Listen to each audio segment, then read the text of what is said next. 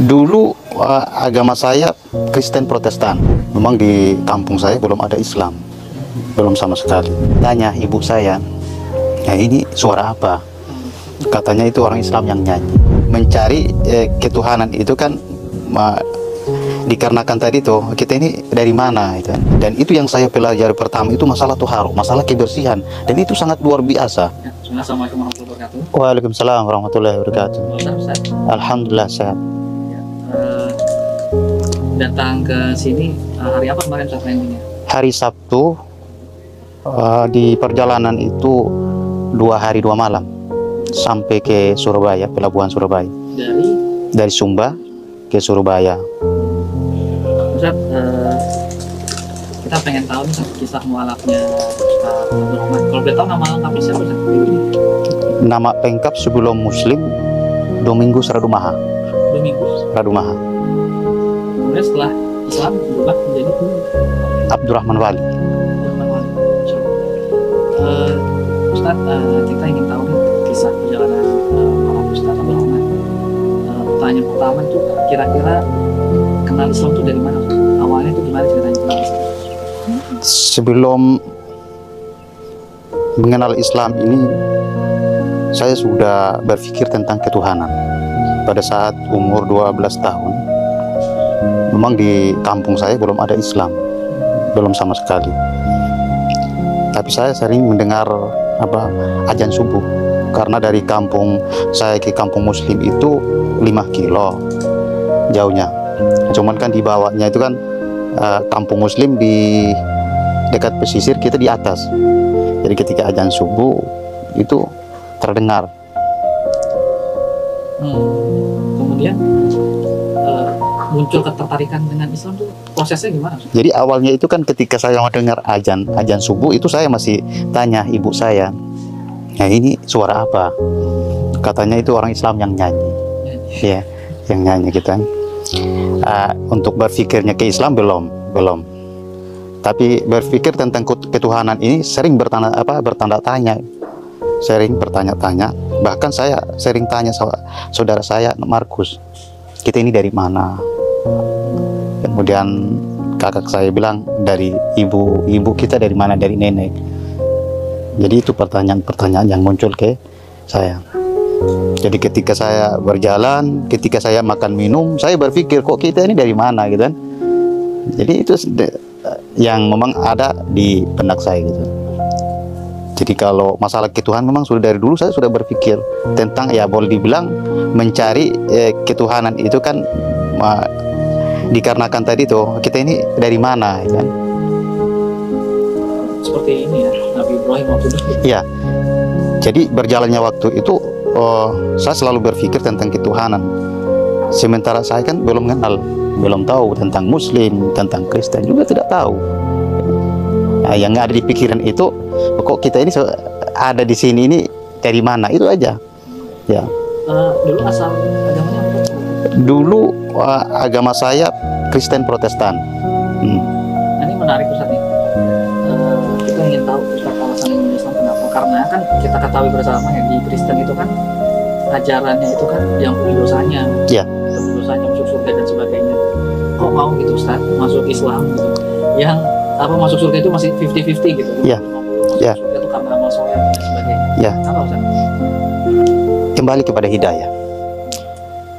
Saya sendiri tidak pernah tahu pada saat itu, ketika saya pada saat umur 12 tahun langsung ikut orang Muslim dari kampung halaman saya itu, dari Kudi ke Waingapu, itu tanpa pengetahuan orang tua. Dari umur 12 tahun itu saya sudah putus sekolah kelas 2 SD. Setelah saya tiba di Waingapu, di situ banyak hal-hal yang baik yang memang saya pelajari, yang memang saya meniru. Yang terutama itu masalah kebersihan, masalah toharo, kemudian juga masalah bismillah. Karena setiap kali orang-orang Muslim itu ketika makan pakai bismillah, ketika minum begitu juga, ketika keluar rumah pasti ada doanya. Penuh aturan ya? Iya, penuh aturan. Dan itu yang saya pelajari pertama itu masalah toharo, masalah kebersihan, dan itu sangat luar biasa.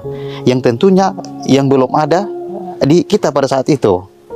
Karena kita ini kan hidup di kampung, ya boleh dibilang masih primitif. Ya. Gitu. Berarti alasan Ustadz Abdurrahman masuk Islam karena konsep taharoh yang ada pada Islam itu sendiri. Ya, bukan cuma itu saja. Memang banyak hal yang memang pada saat yang membuat saya itu tertarik terhadap Islam. Ada nggak Ustadz kejanggalan Ustadz pada agama sebelumnya yang menurut Ustadz persepsi Ustadz sendiri nggak masuk akal lah, atau ini kayaknya nggak begini ya? Sebenarnya agama saya sebelum Islam banyak memang kejanggalan-kejanggalan. Artinya di dalam Kristen itu sendiri kan banyak larangan-larangan yang tentunya yang dilarang oleh Isa Al-Masih, ya, Isa Al-Masih yang diyesuskan oleh saudara-saudara kita yang Kristiani, ternyata ada pada Islam. Ya, ada pada Islam. Sebagai contoh, khitan, yaitu sunat.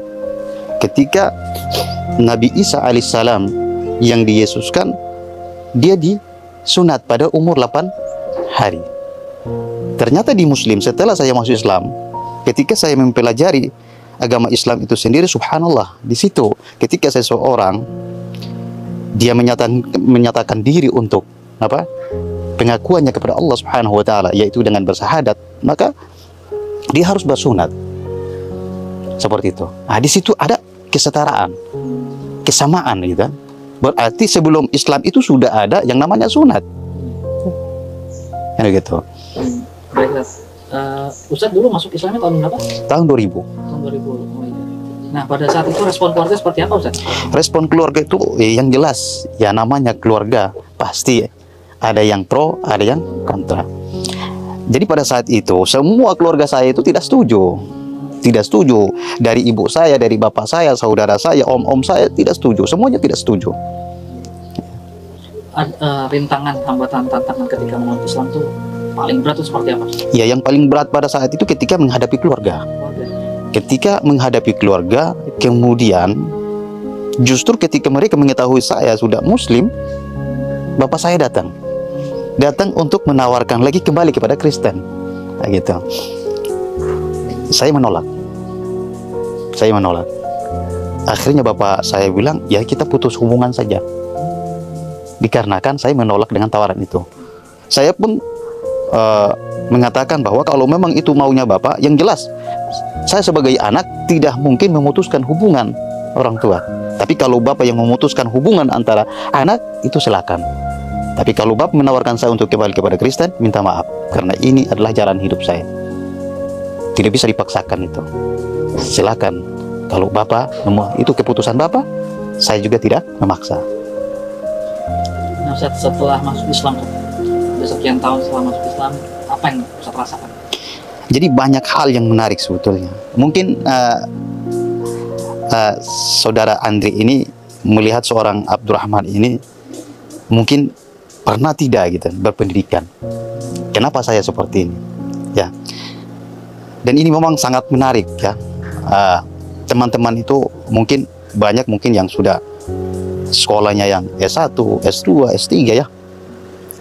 Kalau saya sendiri itu dari kelas 2 SD. Saya selalu berdoa kepada Allah Subhanahu wa taala. Ketika saya jatuh sakit pada saat itu, dokter pun sudah menyatakan bahwa ini sudah tidak bisa disembuhkan kan gitu. Tapi tidak ada yang mustahil bagi Allah. Ya, saya selalu berdoa kepada Allah Subhanahu wa taala. Dan ini ketika saya pada saat itu ya, jujur banyak hal-hal yang memang yang saya dapatkan, keajaiban-keajaiban dari Allah Subhanahu wa taala. Ya. Kenapa saya katakan demikian? Karena ketika saya pada saat itu saya tidak punya uang sama sekali untuk berobat. Sementara di tempat tinggal saya itu punya keterbatasan gitu. Sehingga untuk berobat pun saya tidak mampu. Sehingga di situ ada kalimat yang saya memohon kepada Allah Subhanahu wa taala pada saat itu. Ya Allah, besok pagi tolong kasih uang saya untuk pergi berobat. Benar itu. Subhanallah, jam 5 pagi itu ada orang yang datang antar uang 75.000. Dan disitulah saya itu langsung pergi ke rumah sakit untuk berobat. Ini menurut saya ini merupakan keajaiban dari Allah. Karena sebelumnya tidak mungkin dong ya. di malam hari itu ada yang kasih tahu kan begitu. Ketika saya berdoa kepada Allah Subhanahu wa taala dengan kalimat yang sederhana, subhanallah, Allah dengar. Kemudian banyak hal-hal yang memang yang saya tidak, artinya sampai saat sekarang ini ketika saya memohon kepada Allah Subhanahu wa taala, karena saya pada saat itu jujur tidak tahu baca, tidak tahu tulis, tidak tahu bahasa Indonesia. Dan bahkan guru saya ada yang bertanya, antum ini kenapa tidak belajar dulu? Kalau seandainya antum, ketika antum lulus SD, lulus SMP, sampai SMA, sampai kuliah, maka antum akan jadi orang hebat, Ustadz. Yang jelas, ketika saya seperti itu, Ustadz, saya tidak tahu seperti apa.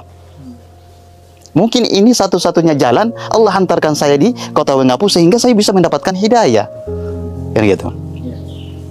Dan di situ, jujur, saya berjanji kepada Allah Subhanahu wa taala, ya Allah, berikan aku kemudahan membaca Al-Quran, dan ketika saya tahu membaca Al-Quran, maka saya akan mengajarkan kepada orang lain, akan saya berdakwah. Alhamdulillah, selama saya berdakwah sudah puluhan yang sudah ikut Muslim, termasuk keluarga saya. Ya, jadi kebanyakan keluarga saya semuanya sudah Muslim, sekitar 12 orang. Ya, Masya Allah, Ustaz. Pertanyaan terakhir, harapan Ustaz. Harapan Ustaz ke depannya itu seperti apa? Ustaz ingin melaksanakan apa? Kemudian pesan-pesan lah untuk teman-teman mu'alaf, Ya, mungkin di Sumba, itu mungkin bisa mendengar atau menonton tayangan ini. Apa yang ingin Ustaz sampaikan? ya, harapan saya Ustadz kepada teman-teman yang sudah mualaf, ya, artinya ketika kita sudah menyatakan diri bahwa kita sudah Muslim, maka banyaklah belajar, banyaklah mendalami Islam, banyak mengkaji, banyak bertanya kepada ustadz-ustadznya. Itu sangat penting. Dan ketika kalian banyak belajar, ya, ketika kalian banyak menimba ilmu, khususnya ilmu agama, dan kalian tidak perlu takut yang masalah rezeki, ya.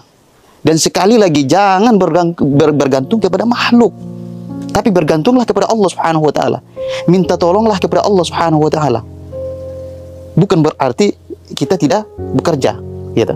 Artinya kita berikhtiar. Harus berikhtiar. Kita harus selalu bergantung kepada Allah Subhanahu wa taala. Ketika kita sakit, minta pertolongan kepada Allah Subhanahu wa taala, minta kesembuhan kepada Allah Subhanahu wa taala. Ketika kita bodoh, maka mintalah bimbingan sama Allah Subhanahu wa taala. Mintalah kemudahan-kemudahan dari Allah Subhanahu wa taala. Ya, itu yang pertama. Yang kedua, kita harus di dalam menuntut ilmu ikhlas karena Allah Subhanahu wa taala. Bukan karena pujian, bukan karena sanjungan, bukan karena kita kepingin untuk populer. Itu tidak penting. Itu tidak penting. Ikhlas karena Allah Subhanahu wa taala. Dan ini harus fokus. Ya. Segala sesuatu itu apa yang menimpa kita, itu juga merupakan ujian dari Allah Subhanahu wa taala. Merupakan ujian dari Allah Subhanahu wa taala. Jadi pesan saya kepada saudara-saudara yang baru masuk Islam maupun yang sudah masuk Islam, yang sudah lama masuk Islam, maka banyak belajar. Jangan mengeluh kepada makhluk. Ya. Yakinlah, yakin hanya kepada Allah Subhanahu wa taala. Satu-satunya jalan yang kita selalu menyandarkan diri. Itu aja. Ya, insyaallah kan. Alhamdulillah, semoga kita doakan semoga tercapai Ustaz harapan cita-citanya. Amin.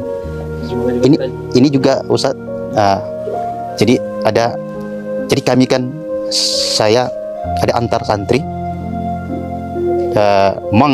Setiap pondok itu kami sudah keliling pondok untuk menawarkan atau untuk menawarkan diri agar santri-santri para mu'alaf ini bisa masuk sekolah dengan gratis.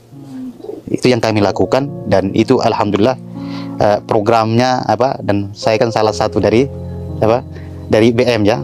Jadi itu programnya BM, ya. Itu programnya BM. Alhamdulillah pada saat ini kita sudah mengantarkan santri putra, dan sebelumnya sudah di Bekasi, ada yang di Solo, ada yang di Bogor. Kemudian ini setelah saya pulang balik ke Sumba, insya Allah ada lagi putri. Kemudian kita lagi membangun rumah Quran di Sumba. Oh, Ya, ya. karena di Sumba itu belum ada rumah Quran, yaitu tempat penampungan para mualaf nanti, dan disitulah nanti mereka belajar menuntut ilmu. Artinya di situ harus dikasih dasar dulu sebelum mereka diberangkatkan ke Pulau Jawa, seperti itu.